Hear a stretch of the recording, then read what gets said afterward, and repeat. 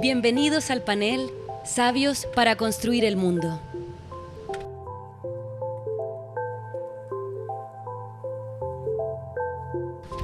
Invitamos al escenario a José Massa, Manuel Antonio Garretón y Adriana Valdés para ser parte de esta fiesta científica. ¡Bienvenidos!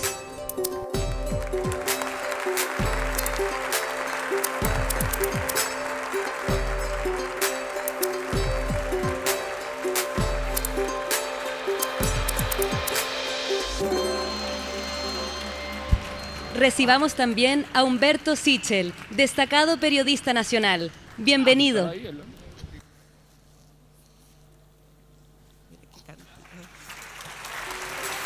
te sientas ahí o acá? Acá. Ya, perfecto. Sí, acá, está bien, estamos bien. ¿Cómo están? ¿Bien? ¿Muy cansados? Han estado interesantes las exposiciones, ¿o no? No, están muy cansados, no escuché a ni uno responder. ¿Cómo estamos? ¿Bien? Eso. Hablamos con nuestros expositores, los sabios que me acompañan. No estaban muy de acuerdo en que los presentara así. ¿Ven? Ya se enojan. Empezaron, no, sabios no. ¿Sí o no que son sabios? Por supuesto que sí. No. Bueno, y nosotros creemos, considerando los sabios, que los sabios tienen que tener una participación muy importante en la construcción del futuro. Entonces, admiramos la sabiduría desde tres perspectivas que vamos a conversar, pero primero, brevemente, voy a contarles un poco que nos acompaña para, si no saben muy bien, algunas cosas. Pero está en primer lugar Adriana Valdés. Adriana es una destacada ensayista chilena y hoy por hoy es elegida la primera mujer como directora de la Academia Chilena de la Lengua y del Instituto de Chile, y eso merece, yo creo, un aplauso, ¿no?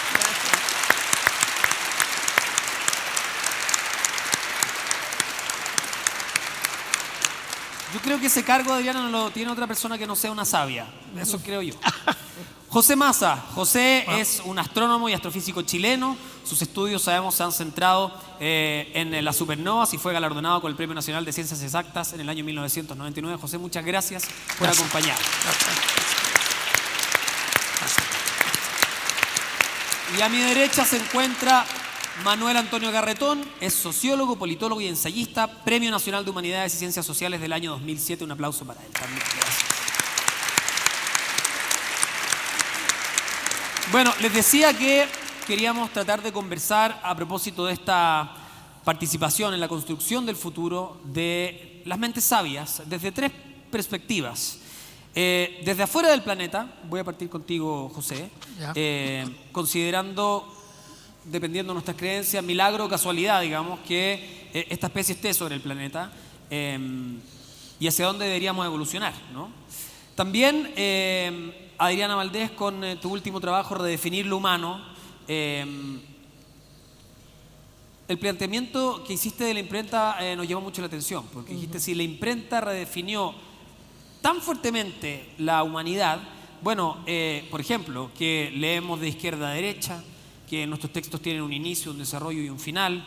Bueno, hoy en día la nueva tecnología está cambiando nuevamente nuestro entendimiento de forma radical. Hoy día todo eso ya no rige, o no sabemos hasta cuándo, que es más bien, ¿no?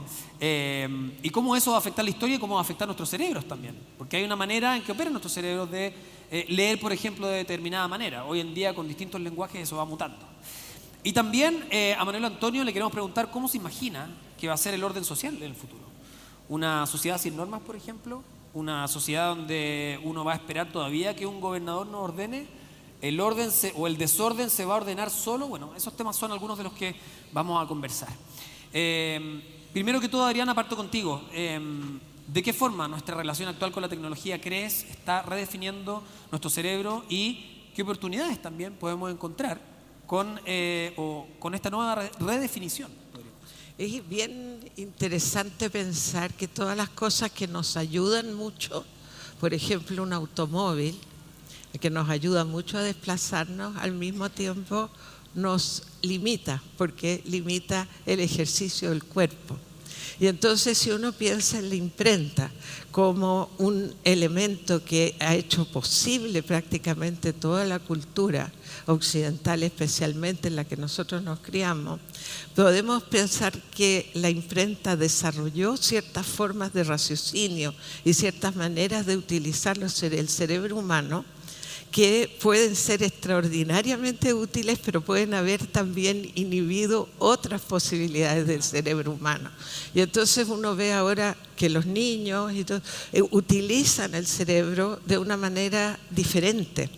Uno cuando pasó, por ejemplo, de las instrucciones de los computadores personales a esta cosa intuitiva de que hay muchas maneras de hacer las cosas y de que uno puede ir de aquí, acá, etcétera, y relacionarlo de otra manera, ¿no? Como Apple. El teléfono, claro, como la extensión también de uno. Eso significa que mi cerebro, pobrecito, se ha tenido que acostumbrar a trabajar de otra manera, más parecido al cerebro de la gente más joven, ¿no? Y entonces, y que esa gente joven tendría que adquirir estas dos formas de literacy, dicen en inglés, es decir, estar alfabetizado tanto en lo que es la cultura de Gutenberg como en esta otra cultura que tiene extraordinariamente mucho que ver con las imágenes. Como lee uno la imagen de un cuadro, por ejemplo, no la lee de izquierda a derecha ni de principio a fin, va combinando, volviendo, etcétera. Esa forma de mirar las cosas es una de esas características de esa nueva inteligencia y de las formas de combinatoria que es. Claro, y al final, ¿qué se acuerda como cuando ofrecían estos cursos de lectura veloz? Claro, que la gran gracia estaba en como mirar de forma céntrica, digamos, algunas palabras y uno podía entender el texto y el raciocinio era más rápido. Ahora, probablemente obedece a eso. Hoy en día no hay una estructura lineal del lenguaje, sino que no sé si tampoco se sabe cuál es la estructura. Vamos desestructurando constantemente el lenguaje y no sé si es que alguno tiene una respuesta de en qué podría terminar esto.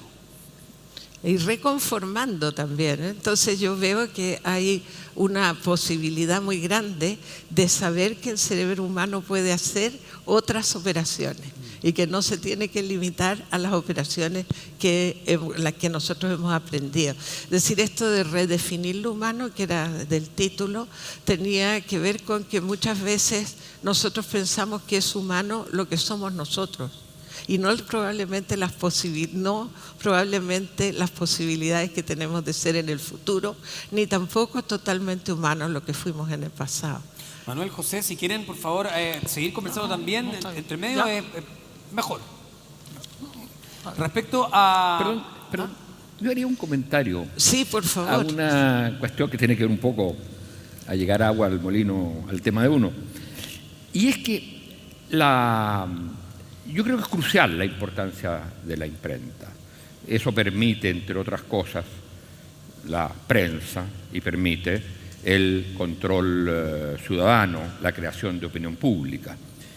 Pero la particularidad, a mi juicio, respecto a lo que ocurre hoy de la imprenta, es que la imprenta, gran invento, gran descubrimiento, gran invento, no genera un modo de producción, sino que tiene que esperar 100 o 200 años para que aparezca el modo de producción industrial. En cambio, la digitalización, numeralización, como se le quiera llamar, es a la vez un modo de producción. O sea, lleva una enorme ventaja en su capacidad destructiva de lo que existe anteriormente, porque tiene que pasar mucho tiempo para que la sociedad agraria con imprenta se transforme en sociedad industrial. Claro. En cambio, ahora ya estamos viviendo la sociedad red, la sociedad de la información o como se le quiera llamar. Entonces, un modo de comunicación en un caso se adapta al modo de producción, en el otro caso, en el caso actual, el modo de comunicación es el modo de producción a la vez. Y por lo tanto, su capacidad revolucionaria, no en el sentido de revolución política, sino de revolución industrial, digamos, su capacidad revolucionaria es enorme. Y por lo tanto, tiende a ser, o puede ser, y eso hay que discutirlo, mucho más destructor que lo que fue la civilización industrial respecto de, a través del capitalismo, respecto de lo que era la sociedad que en ese momento existía. Exacto. Yo estoy de acuerdo con eso y creo que puede ser mucho más destructor, pero sospecho, y casi por una opción ética, que puede ser también más creador. Sí, te iba a preguntar eso, ¿lo vemos como un aspecto negativo? Claro, ¿O tiene algo de positivo que sea más destructor que Eso es lo que uno no puede saber porque lo estamos viviendo. Y entonces realmente el tratar de predecir algo que ni siquiera sabemos describir muy bien porque lo estamos recién viviendo, yo lo que traté de hacer en el libro era tomar precursores del siglo XX de esa manera de mirar, porque no soy capaz de analizar algo estrictamente contemporáneo sin caer en errores gravísimos, ¿verdad? El Congreso del Futuro de 100 años más nos va a decir si fue destructor o no fue destructor. Exactamente. José, ¿crees que nuestra especie, yendo un poco más a tu área también, crees que nuestra especie tiene per se el rol de explorar el mundo? ¿Tiene que hacerlo de forma intrínseca el ser humano? ¿Por qué lo hace? Bueno, explorar el mundo ya lo hicimos. Y yo creo que en realidad el universo era inevitable. ¿Qué valor tiene para nuestra especie? Ahora, por otro lado, ahí hay que distinguir los espacios y las distancias.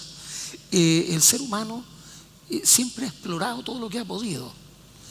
Claro, cuando apenas navegaban en el Mediterráneo no podían venir al otro lado del mundo, pero tan pronto tuvieron barcos adecuados, sí vinieron y han ido explorando todos los rincones del planeta.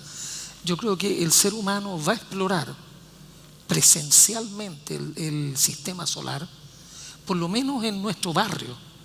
Si vamos a ir a Marte, no me cabe la menor duda, vamos a ir a colonizar Marte. El ser humano se va a transformar en marciano, sin duda, porque la gente que llegue a Marte al cabo de 2 generaciones o 3 van a ser marcianos, van a ser exterrícolas, van a haber cambios fisiológicos enormes. Y bueno, y eso es un desafío. Yo, siempre bromeo, ¿cómo se va a ir a construir una sociedad en Marte? ¿Qué valores van a primar? ¿Qué religión va a ir? Un temazo. Estaba ahí leyendo un libro sobre religiones y otras hierbas. ¿Qué tipo de leyes van a haber?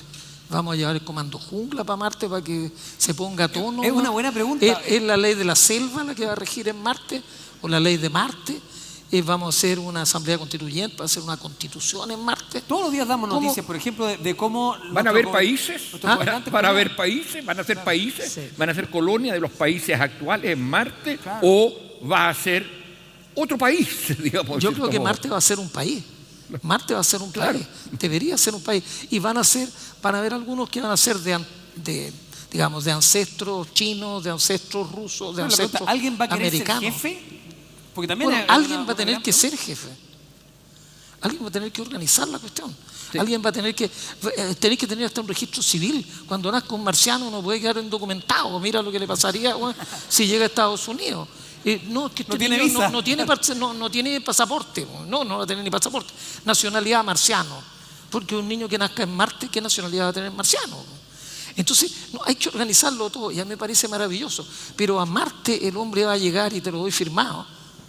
En menos de un siglo va a haber una colonia grande en Marte. Elon Musk, que tiene bastante más dinero que yo y más imaginación, dice que va a poner 1 millón de personas en Marte en un siglo. Yo no le creo del todo, pero incluso creyéndole el 10%, 100.000 personas viviendo en Marte en un siglo, bueno, es harto más que una pequeña colonia allá en los extramuros. Y ahora, más allá de Marte, nos metemos en un berenjenal en el cinturón de asteroides, y después está Júpiter, que está a 150 grados bajo cero. Ya ir a Júpiter, me parece que el hombre no va a ir a Júpiter. Por lo menos no en el futuro, en los próximos 1000 años, yo creo que no va a ir a Júpiter. Me lo podéis cobrar si me equivoco. Pero por el otro lado, a Mercurio tampoco vamos a ir, porque es muy caliente, está a boquejarro del Sol. Venus es un lugar interesante, pero hay que hacer terraformación. Esta cosa que este señor Donald de Estados Unidos no cree en el calentamiento global de acá, en Venus ocurrió, pero a lo bestia. La temperatura en Venus es de 460 grados Celsius día y noche. O sea, José, hay que diseñar el escape ahora. Bueno, no, yo creo que mira, a mí lo que más me emociona, una cosa que la digo siempre, sí, aquí hay jóvenes. Todo lo que sean menores de 60 para mí son jóvenes. La juventud es relativa al que habla, así que uno va corriendo los límites de lo que son jóvenes. Yo creo que en nuestra generación el viaje a la Luna nos cambió la vida. No es que no haya sido una cuestión sin ninguna importancia. No tendrías tú la tablet en la mano, no tendrías el celular, no tendríamos los computadores si no hubiera sido por el sueño de ir a la Luna. Y el sueño de ir a Marte nos va a cambiar a los terrícolas de cepa, nos va a cambiar más que lo que nos cambió en la ida del hombre a la Luna. Tú lo dijiste una vez, cuando yo era chico vi al hombre que llegó a la Luna. Fue tal el esfuerzo que vi que surgieron tantas tecnologías que nos acompañan hasta el día de hoy, desde, qué sé yo, un microondas, por ejemplo. Sí. Ahora el rollo es llegar a Marte. Entonces, ¿qué tecnologías te imaginas que se puedan desarrollar? Porque también hay un esfuerzo tras esta tarea. O sea, quizás las tecnologías que hoy día nos siguen sorprendiendo, en el futuro sean gigantes, o sea, todavía ni siquiera podamos concebirlas, ¿no? Mira, yo creo que la gracia del viaje a Marte es que es tan caro que si hacemos una vaca o un bingo se hacen ahora, si hacemos un bingo para ir a Marte, vamos a tener tanta plata que vamos a tener que desarrollar tecnologías muy caras de desarrollar. El celular 7.0 a lo mejor va a tener imágenes tridimensionales, pero vale $500 millones pero ese lo van a, estoy inventando, lo van a desarrollar para ir a Marte, pero una vez que ese desarrollo lo haya pagado la NASA, la ESA o alguien más, va a quedar aquí para que lo usemos todos. Mira, una cuestión que nos va a cambiar la vida. Si Elon Musk tiene algo de razón, a Marte uno puede ir cada 2 años. Cada 2 años es la temporada para ir a Marte, porque adelantamos a Marte cada 2 años. Los cohetes para ir a Marte, Elon Musk quiere construir como 20 o 30 de ellos. Va a llevar un montón de gente. Y después van a volver, pero por lo menos 1 año van a estar ociosos. Pero en uno de esos cohetes de Santiago de Chile, no sé cómo se va a llamar al aeropuerto en esa época, podríamos llegar a París en 20 minutos. Bueno, Elon Musk no está pensando en el viaje de Santiago a París. ¿Cómo lo vieron? Las pruebas de cómo aterrizan. Claro, aterrizan en el mismo lugar, claro. Pero de Nueva York a Tokio llega en 20 minutos. Entonces, si tú tienes una reunión toda la mañana en Nueva York entre japoneses y americanos y en el mediodía toman un cohete y se van a terminar la reunión en Tokio, eso, bueno, hace 30 años, los aviones son fantásticos, pero no ha cambiado tanto la tecnología. Manuel, cuando hablamos del orden social del futuro, imaginemos que tenemos con ese panorama de Marte, que puede ser Marte hoy día, uno no sabe, con un presidente tratando de construir un muro, parece también otro planeta, ¿no? Pero quedémonos con la idea de Marte. ¿Cómo podría ser un orden social en el futuro? ¿Cómo va a ser una sociedad sin normas? ¿O qué normas van a regir las sociedades del futuro, crees tú? A ver, yo tengo la impresión que como yo plantearía el problema hoy, es vivimos, bueno, a lo largo de toda la humanidad, la especie, que no sabemos si queremos cambiarla o no queremos cambiarla, esta es una especie que se caracteriza, por lo menos lo dijo uno de sus grandes creadores de la filosofía, porque, bueno, él era sexista, entonces dijo, el hombre es un animal político.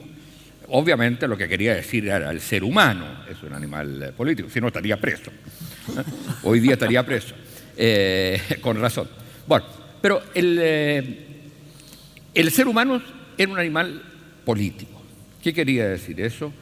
Que lo central, lo fundamental, lo que distinguía desde esa perspectiva al ser humano era su capacidad de organizarse para vivir en común o para pelear, pero era para organizarse. Entonces, el tema de lo político, a mi juicio, es una cuestión central de la condición humana. Lo que pasa es que estamos pasando de un tipo de sociedad en que lo político aparecía para la gente como algo indispensable, ya sea porque le daba sentido a su vida colectiva a través del Estado-Nación, ya sea porque era una manera de evitar los conflictos, ya sea porque era una manera de tomar decisiones y de participar en la organización por excelencia de la sociedad humana, que era la polis. Y mi impresión es que la sociedad industrial de Estado Nacional de la cual estamos saliendo era una donde la polis se definía fundamentalmente por un espacio territorial donde había un Estado, una población que buscaba tomar decisiones a través del Estado y que tenía una base económica que era precisamente la producción, la sociedad industrial. Y eso, a mi juicio, está desapareciendo.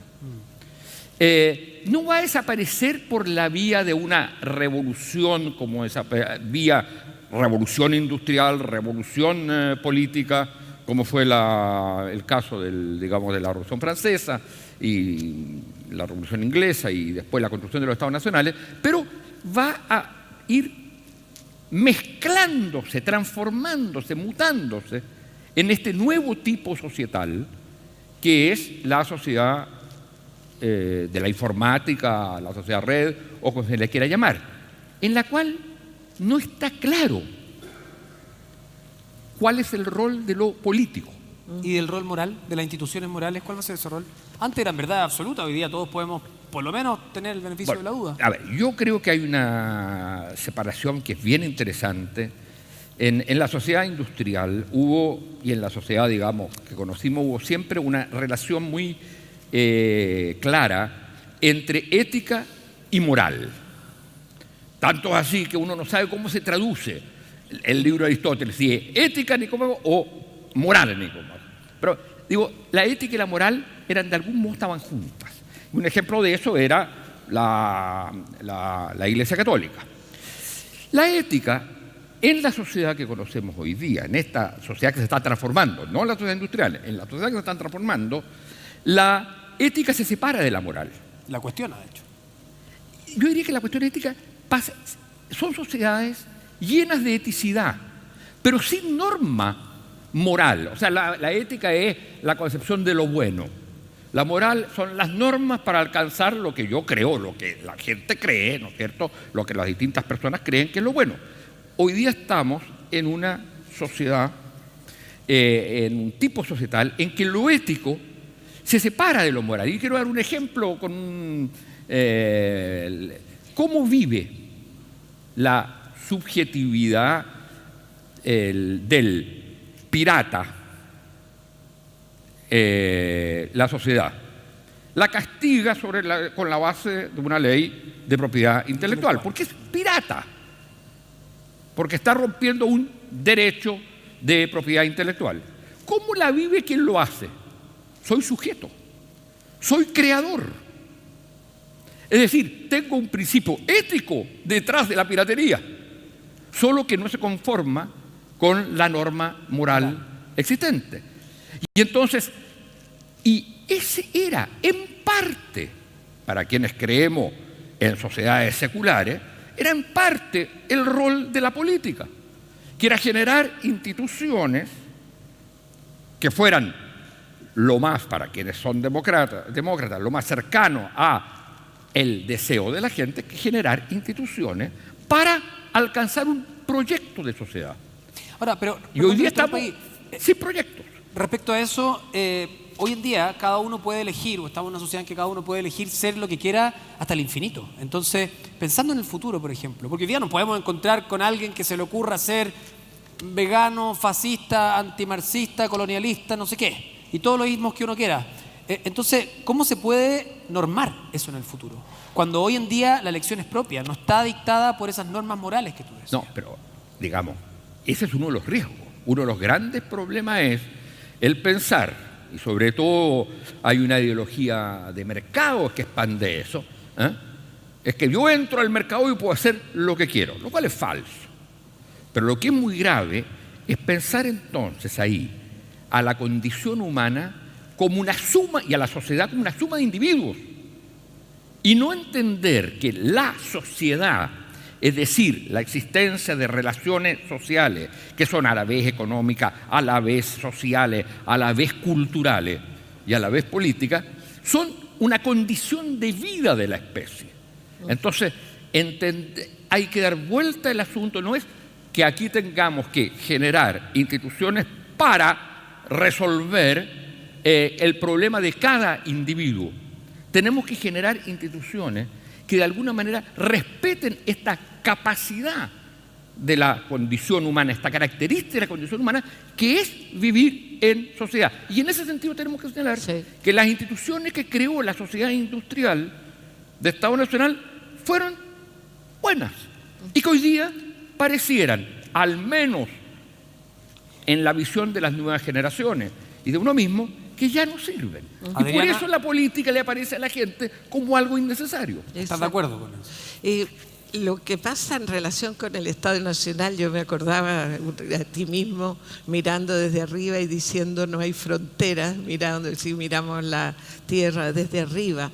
Nos está pasando en lo cultural que también los polos de atracción y de influencia que antes para nosotros, cuando estudiábamos, incluso estaban muy ubicados en Europa y en Estados Unidos, ahora existe una multipolaridad muy fuerte y por lo tanto el asunto de la ética, la moral y las normas está sujeto a la relativización que trae consigo esta multipolaridad cultural. A mi juicio, nunca habíamos vivido en una parte en que tuviéramos acceso a tantas morales diferentes. Y por otra parte... ¿Genera un poco de caos eso? ¿Ah? ¿Genera un poco de caos o libertad? Lo que pasa es que yo creo que genera lucidez respecto de la propia moral, porque antes la propia era la única posible y dentro de esa casita nosotros nos construíamos. Pero ¿Y uno estaba afuera o estaba adentro? Y uno estaba afuera o estaba adentro y resulta que ahora no es así. Y eso tiene algunas consecuencias que yo encuentro francamente cómicas. Porque, por ejemplo, al deshacerse las prohibiciones de moral sexual, uno ve que la gente sigue necesitando prohibirle cosas al prójimo. Entonces ahora le prohíbe, por ejemplo, comer.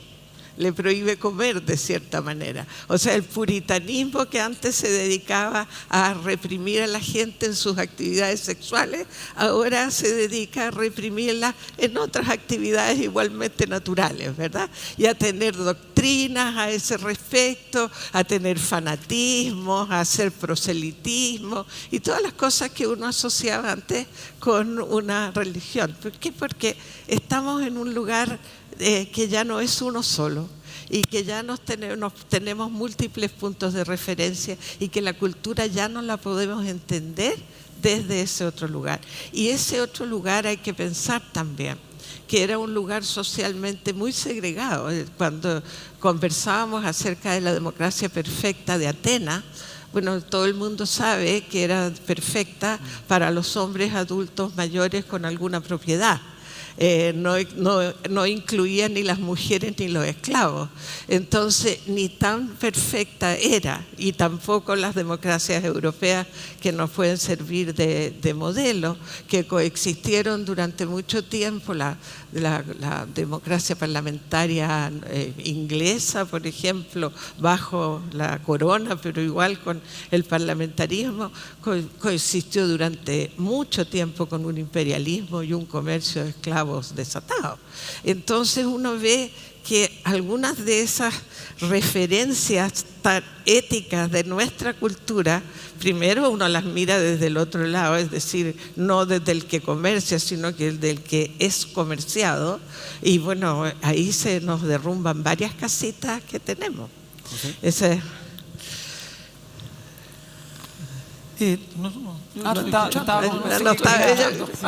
No, pero sigamos contigo en ese punto. Porque qué cara estabas poniendo tú. Es que estábamos moviendo la mano. Voy a colgarme del ejemplo que puso Adriana, que es interesante. Está en el programa Por la Razón en la Ciencia, ustedes lo pueden ver, está en internet, todos los capítulos disponibles, donde José plantea algo que es muy interesante. Y por eso también la pregunta es, ¿vamos a seguir, en Buen Chile vamos a seguir tonteando o no? Cuando uno ve como planeta lo que queremos lograr, José plantea algo que es de sentido común. Uno dice, si uno fuera un marciano y nos mirara desde arriba y viera el planeta Tierra, diría que no hay barrera de ningún tipo. O sea, es un solo planeta. Mientras vemos que todos los días estamos peleando, existen discusiones entre los líderes del mundo. Entonces, en el fondo, ¿qué orden esperamos de aquí al futuro de acuerdo a ese mismo ejemplo que tú pusiste? Bueno, no sé, el futuro en la Tierra yo no lo veo muy claro, pero yo quiero pensar que en Marte vamos a hacer las cosas mejor. ¿Qué? Incluso hay una cosa, esto me gustó. Hay una cosa que me parece que va a ser crucial. Acá en la sociedad actual, el hombre como que, por lo menos en Santiago de Chile, yo no me atrevo a hablar más, como que las necesidades básicas las tenemos relativamente solucionadas en lo colectivo. Uno abre la llave, sale agua, uno prende la luz y cuando no hay alguna otra cosa se prende la luz, etcétera, y funciona la tele, etcétera. Uno tiene una zona de confort y entonces estamos viviendo una cuestión, la frenética búsqueda de la felicidad, que es tratar de acopiar y tener un auto más grande, una tele más grande, ir más lejos. Si alguien fue a Cancún, yo tengo que ir más lejos, a Finlandia de vacaciones. Es decir, pero no hay un proyecto colectivo. Aquí somos 6 o 7 millones, pero uno tiene como 10 conocidos. Uno se relaciona con 10 personas, yo por lo menos, no sé si es que yo soy medio anacoreta, pero uno vive en un colectivo, que el colectivo de alguna manera, el metro funciona, bueno, las micros no vamos a decir, pero el metro sí funciona, uno tiene que tratar de ser lo más flaco posible, si no, no entra o no sale del metro, pero en Marte las necesidades básicas no están resueltas y los que vayan allá tienen que actuar como una orquesta. Tú no pudieras decir, no, yo voy a tener el auto más grande de Marte. No, en auto no va a haber carreteras en Marte, así que autos no van a haber. Y tu preocupación y la mía y la de ella y la de Manuel va a ser tratar de sobrevivir. Nadie puede dejar la puerta abierta porque nos vamos a morir todos. Entonces, ay, que fue un error. No, es decir, todo el mundo tiene que saber hacer las cosas, pensar derechamente. En Marte, el que ande medio volado, no lo queremos en Marte. No lo queremos, digo yo, como que yo ya me subí a Marte. Pero en Marte, claro, en Marte hay que respirar y no está claro dónde vamos a sacar el oxígeno. Entonces va a haber un grupo de ingenieros y de esto que van a ser los reyes del oxígeno, para que nos oxigenen toda la cuestión. Después van a haber otros que van a tener que estar preocupados de traer el agua. Hay agua en Marte, pero está cerca de los polos, y en los polos hace mucho frío, hay que ir al Ecuador. Entonces alguien va a tener que hacer obras de ingeniería re grandes para traer agua de los polos al Ecuador. Y otros que van a hacer, esos van a ser los sacerdotes en Marte, ¿no? Los que hagan lechugas, tomates, papas. Mira la película El Marciano, el que cultiva papas y después la fríe, ese va a tener toda la adoración del mundo, pues si no comemos en Marte estamos fritos. Entonces yo creo que vamos a llegar a ser una sociedad mucho más colectiva en Marte, y yo creo que va a ser muy interesante. Yo creo que ahora que este desmembramiento en que cada cual va a lo suyo, uno ya no conoce ni al vecino, le importa un pepino lo que haga el vecino. Importa cuando asaltan la casa del lado, uno dice, me va a tocar a mí la próxima. Y ahí uno se da cuenta que tiene un vecino que hace 20 años que no sabe ni quién es. Entonces en Marte es una orquesta, no hay violinistas individuales o flautistas. No va a andar cada cual tocando su instrumento por ahí. Va a tener que haber un proyecto colectivo. Es interesante ese punto, considerando, por ejemplo, no sé, las leyes de la matemática cuántica, la entropía, que dice que en el desorden hay orden. ¿Va a tener que buscarse ese orden o se va a ordenar solo? Porque lo que plantea José es que van a tener que agruparse las personas, algo que aquí parece algo inusual. Digamos. Yo creo que nunca ha habido, digamos, que el desorden por sí mismo constituya orden. Uno puede decir, estamos en presencia de un cierto orden, pero yo tengo la impresión que el gran dilema en este nuevo tipo de sociedad es cómo tú generas un cierto orden que al mismo tiempo de satisfacer esa cierta necesidad de seguridad que los seres humanos tienen, respete absolutamente la capacidad de innovación, de diferenciarse, y que no evite, porque eso es, no sabemos cómo será en Marte, pero en la Tierra el conflicto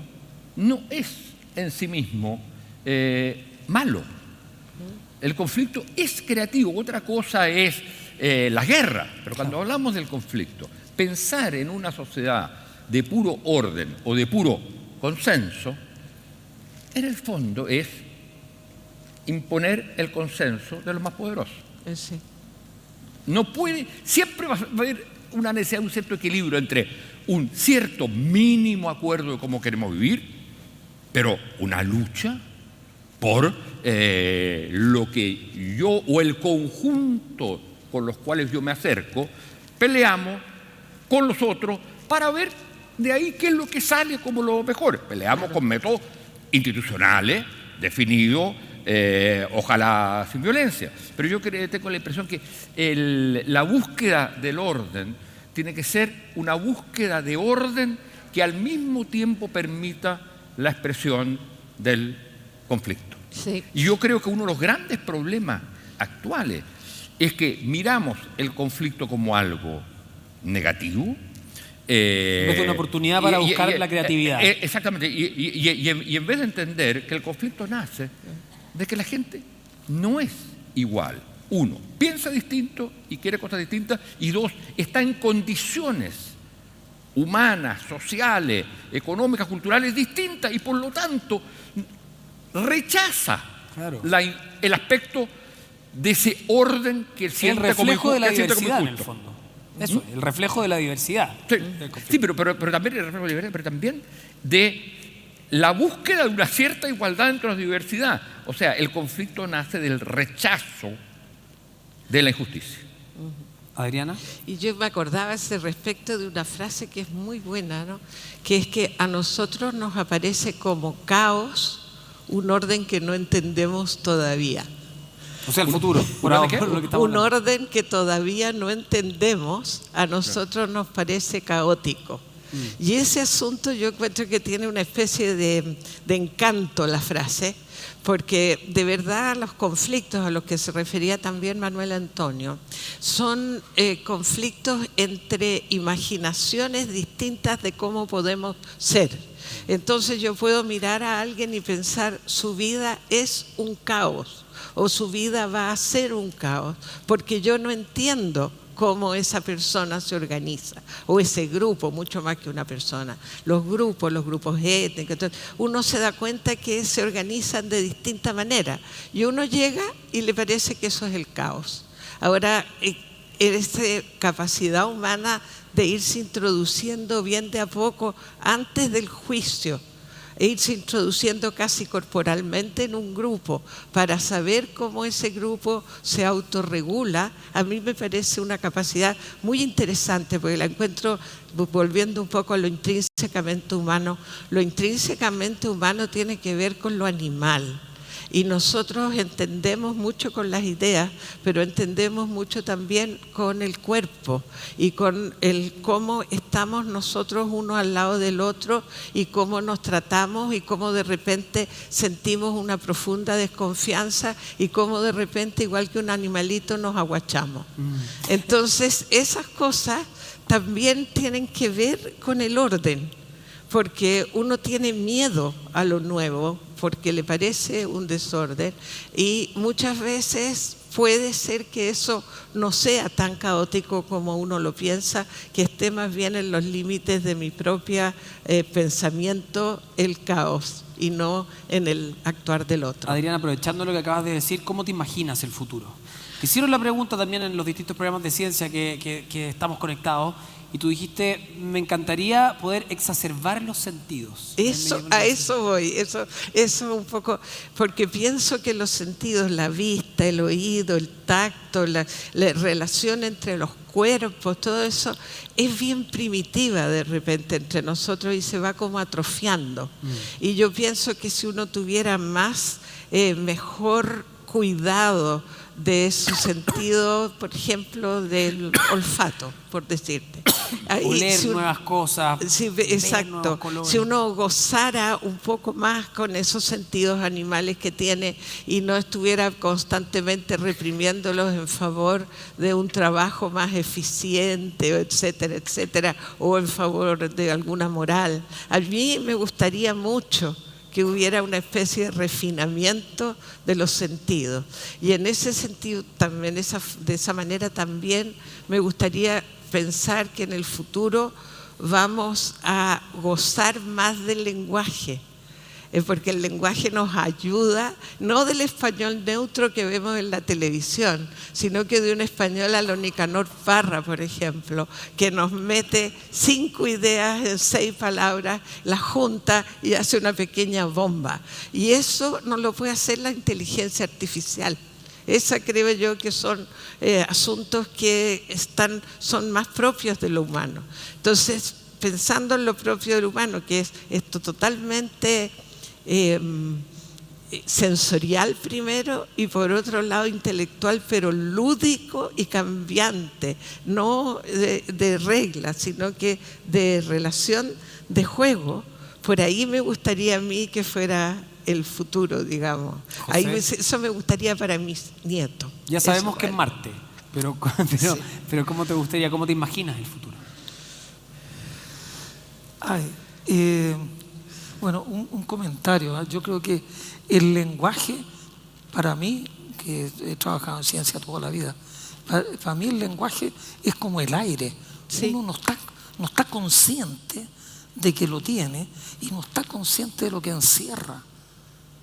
Por ahí alguien dijo, no sé quién, yo creo que alguien lo dijo, que el lenguaje encierra la sabiduría de las 100 generaciones que nos antecedieron.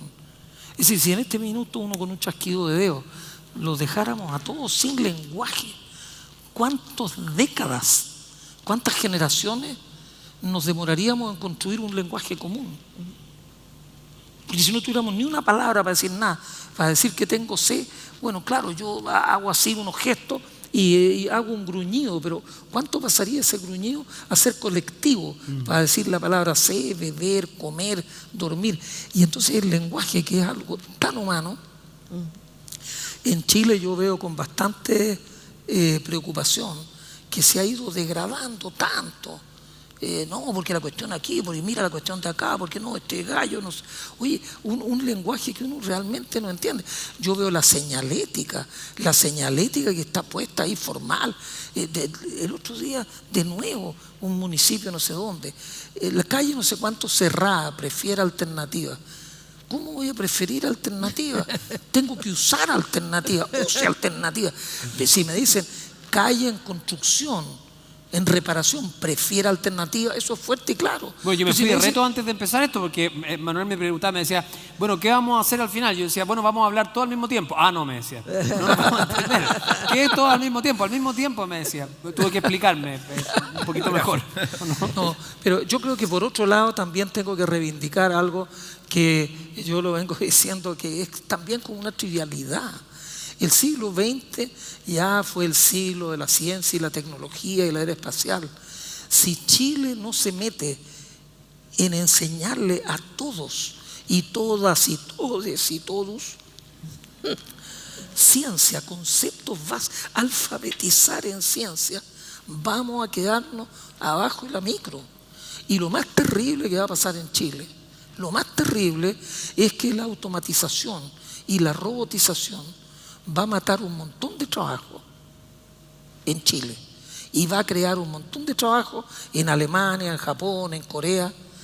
Entonces nosotros somos perdedores netos con lo que viene, porque aquí yo no veo ninguna empresa, ninguna gran apuesta del fisco, del Estado de Chile, por tratar aquí. Uy, hay litio, bueno, vendámoslo con pala, ¿no? Y el salitre lo tiramos con pala, pero no queremos pensar. Es decir, si nosotros vamos a perder miles de trabajos, porque todos los trabajos pesados, antes yo miraba en La Vega, yo he sido siempre más o menos flacuchento y escuáleo, tipo que cargaban 2 sacos al hombro. Yo decía, me tiran un saco y me quedo planchado en el suelo. Ahora ya una máquina va a agarrar, va a bajar todo, ya el trabajo físico no se va a hacer.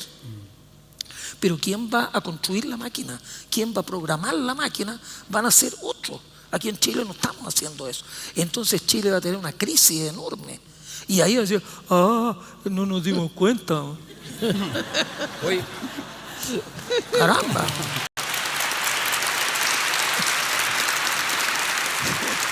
Manuel Antonio, te escuchamos.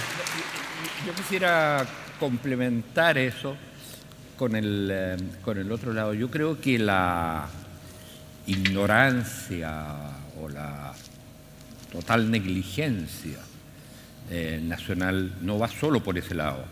Lo va también en el campo de la política.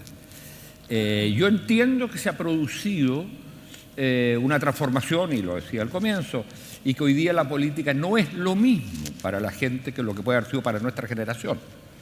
Pero hay una cosa, que por lo menos había la posibilidad que hubiera una relación entre la gente y la sociedad y la política, que era a través de un acto tan banal, pero obligatorio para todos, como era el voto.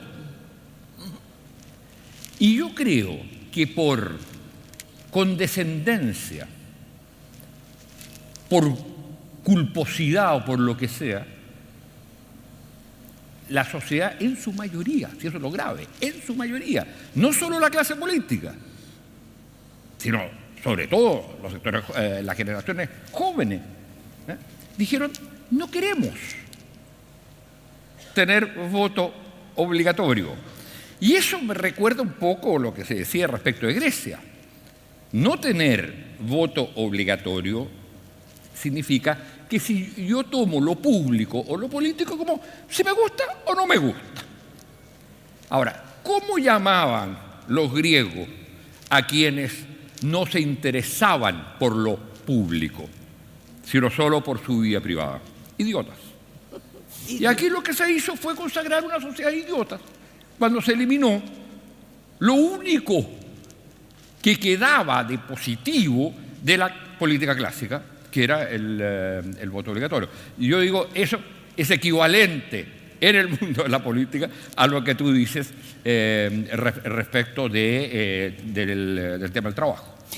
Para ir cerrando, pero estamos entretenidos, ¿no?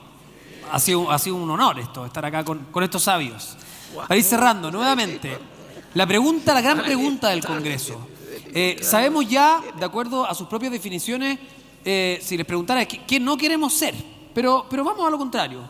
¿Qué queremos ser? ¿Qué especie queremos ser? Es la gran pregunta de esta octava versión del Congreso Futuro. Parto contigo, Manuel Antonio.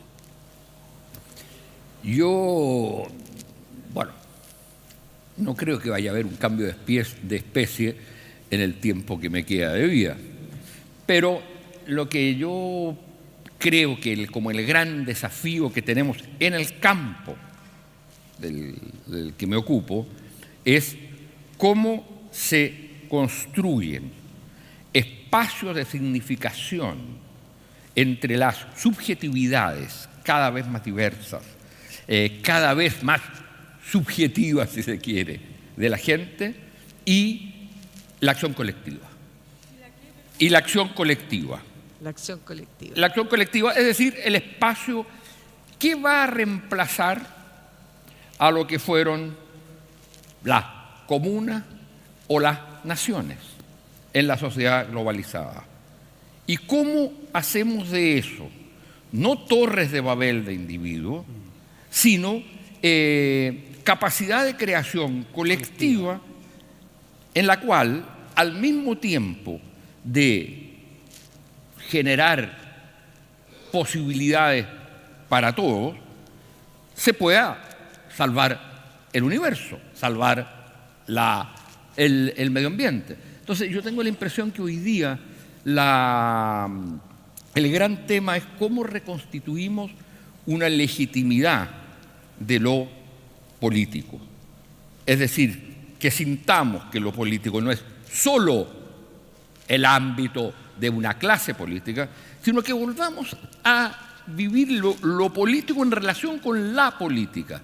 Los movimientos sociales hoy día tienden a pensar que lo que hacen ellos es la política y basta con eso, que no se necesita una instancia distinta. Y la gente, y los individuos y los ciudadanos también. Y los políticos piensan que solo lo que hacen ellos es lo que tiene significación. ¿Cómo reconstruimos una comunidad política que ya no va a ser solo el Estado nacional como el que conocimos hasta ahora? ¿Cómo se rescata el humanismo en el sentido más profundo? Adriana. Yo hay muchas cosas que quisiera decir a ese respecto, pero una en particular es que lo que va en contra de cualquier utopía que yo quisiera ver es el actual Star System. Es decir, hay estrellas del pensamiento, hay estrellas, por ejemplo, de la música, hay estrellas, y todo gira alrededor de ellos y nosotros no tenemos mayor existencia salvo como fans. Y ese asunto yo lo encuentro terrible porque descapacita a la gente, lo transforma y hace que su propia imaginación no importe, hace que sus propias emociones y sus propias experiencias no importen. En cambio, cuando uno trata de poner el foco en lo único que cada uno de nosotros tiene, que es su experiencia propia, valorarla en lo que es y tener para ello el lenguaje, los sentidos, etcétera, para valorarla fuertemente y no venderla tan barato como la estamos vendiendo este sistema de comercialización de los ideales, y que están bajando lo que antes eran ideales a simplemente ídolos. Y ese asunto verdaderamente es definido negativamente. Esa sería para mí la distopia. Ahora, la utopía sería una cosa que se ha dicho mucho, ¿no? Que es como un ser humano plenamente habilitado. Y eso se habla mucho en educación. No es que yo quiera que un alumno sea ni aprenda determinados contenidos. Quiero que el alumno esté capacitado para hacer lo máximo que él pueda hacer en circunstancias que yo ni siquiera me imagino ahora. O sea, los contenidos en ese sentido no importan tanto como importan las actitudes. ¿Sí? Bueno, yo no quiero seguir con Marte para el futuro, pero yo creo que yo estoy obsesionado con Marte. Yo creo que el ser humano tiene dilemas. Estoy leyendo un libro que trata eso, así que no son ideas propias. Pero si dependiera de ti, la pregunta es para ti, es como ¿qué especie te gustaría que fuéramos? ¿Cómo te gustaría que se habitara el futuro, por ejemplo? Yo creo que es muy difícil. El problema que tiene la Tierra es que somos 7.000 millones de personas, y resulta que ahora estamos llegando a un momento en que uno puede vivir tranquilo en Valdivia, en Payaco, y interactuar con un pequeño lugar. Pero si los chinos siguen contaminando la atmósfera, va a llegar un momento en que no vamos a poder respirar, o que se va a derretir todos los hielos, etc. Hay una tragedia global que ya no está en las manos de uno solucionarlo. Uno puede tener su ciudad pequeñita, 10.000 habitantes, bien ordenadita, pero si Rusia, si China, si la India se comportan mal, que uno no sabe ni dónde quedan, la China queda como por allá abajo, ¿no? Para allá abajo queda. Entonces hay problemas que son globales y que necesitan soluciones políticas, como dice Manuel Antonio, que no está en manos de uno. Entonces ahí yo me siento como medio perdido. Por eso creo que Marte nos puede enseñar, volviendo a Marte, yo estoy como con los fenicios, vuelvo a Marte. En Marte tenemos que hacer una construcción colectiva, y cuando lo sepamos hacer allá, yo creo que vamos a poder limpiar los mares, vamos a poder limpiar el aire. Yo cuando veo en la tele esas imágenes ayer, un montón de gente quemando neumáticos, la atmósfera no es un basurero, no es un basurero, y la atmósfera es grande pero es finita. Cada vez que uno quema, cada vez que uno se fuma un pucho, uno le está echando anhídrido carbónico a la atmósfera, y por eso hay un calentamiento global que, aunque uno no lo crea, nos está destruyendo el planeta. El planeta está dejando de ser habitable por nosotros. Y el planeta se muere la risa de lo tonto que somos. Es decir, nosotros no vamos a destruir nunca el planeta. Nosotros vamos a destruir nuestro propio nido. Exacto. Y nosotros nos vamos a morir. Y cuando nosotros nos muramos todos, si es que nos muriéramos de tontos, bien ganados, bueno, en 1 millón de años más la Tierra incluso va a borrar los vestigios de todas las ciudades. La Tierra se va a quedar muerta de la risa. Muerte la risa. Llevamos 100.000 años y la Tierra tiene 4.600 millones de años. No tenemos capacidad de destruir la Tierra, pero tenemos que tener el talento de tratar de hacer las cosas mejor. Yo quisiera que hubiera más conciencia de que en este bote parece un transatlántico muy grande, y que lo único que me preocupa es mi cabina, pero si se incendia la cabina del lado, resulta que voy a estar en problemas. Así que el bote entero, y que este bote se llama Tierra, nos concierne a todos. Así que mi utopía sería que todos entendamos el rol colectivo de donde estamos parados. Adriana Valdés, José Massa, Manuel Antonio Garretón. Yo los voy a aplaudir de pie, si ustedes quieren me copian, así que muchas gracias, un honor haber compartido con ustedes. esta charla en este Congreso del Futuro. Gracias a todos por estar acá y nos vemos en una próxima oportunidad. Que estén bien. Muchas gracias. Agradecemos a Humberto, Adriana, Manuel Antonio y José Massa por ser parte de Congreso Futuro 2019.